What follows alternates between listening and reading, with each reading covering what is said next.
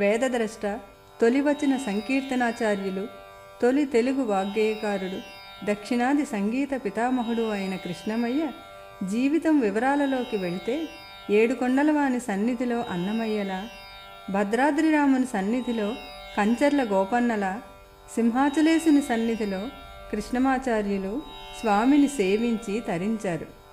కృష్ణమయ్య పూర్తి పేరు శ్రీకాంత కృష్ణమాచార్యులు. సింహాచలంలో వెలిసిన వరాహ లక్ష్మీ నరసింహస్వామికి పరమ భక్తునిగా కీర్తిగాంచిన కృష్ణమయ్య సుమారు 4 లక్షల కీర్తనల వరకు రాసినట్లు తెలుస్తోంది. వచన వాంగ్మయ ప్రథమాచార్యునిగా పేర్గాంచిన కృష్ణమయ్య సంకీర్తనానికి మార్గదర్శకులయ్యారు. దేవదేవుని యొక్క గుణగణాలు రచనల్లో ప్రధానాంశంగా ఉన్నందున తొలి తెలుగు సంకీర్తనాచార్యునిగా చరిత్ర పుటల్లో నిలిచిపోయారు. ఆయన సంకీర్తనాచార్యులే కాక ప్రబంధకర్త కూడా.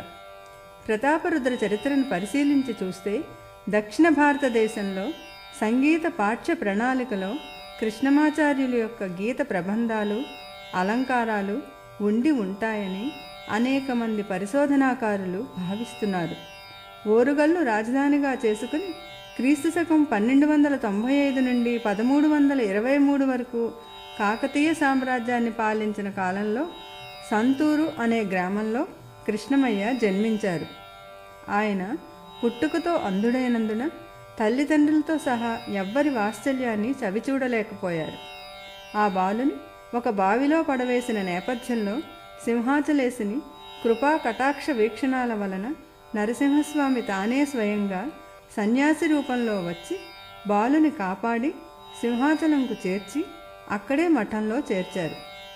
స్వామివారి కటాక్షముల వలన కంటిచూపు లభించింది. అయితే నరసింహస్వామి వరాహ రూపంలో స్వప్నంలో సాక్షాత్కరించి 4 లక్షల కీర్తనలతో వాక్పూజ చేయమని ఆదేశించినట్లు ఆధారాలున్నాయని కొందరు చరిత్రకారులు చెప్తున్నారు. భక్తి పారవస్యంతో కృష్ణమాచార్యులు చేస్తున్న కీర్తనల విషయం కాకతీయ చక్రవర్తి ప్రతాపరుద్రుని దృష్టికి వచ్చి ఆ మహానుభావునికి ఓరుగల్లు ఆహ్వానించి కనిగిరి సీమలో 4వ భాగాన్ని మరియు 50 గ్రామాలపై అధికారాన్ని అగ్రహారాన్ని కృష్ణమాచార్యులకు ధారాదత్తం చేశారు. అనంతర కాలంలో కృష్ణమాచార్యులు తన సొంత ఊరైన సంతూరుకు వచ్చి అక్కడ నిరుపేదలకు ధన సహాయం చేయడమే కాక కల్లూరు అనే గ్రామాన్ని నిర్మించారు. ఒకవైపు ప్రజోపయోగ కార్యక్రమాలను కొనసాగిస్తూనే మరొక ప్రక్క రచనా వ్యాసంగాన్ని నియమబద్ధంగా కొనసాగించారు. అంతేకాక కృష్ణమాచార్యులు చేసిన వచన రచనలన్నింటినీ చక్కగా రాగిరేకులపై చెక్కించి శాశ్వతాన్ని కల్పించారు.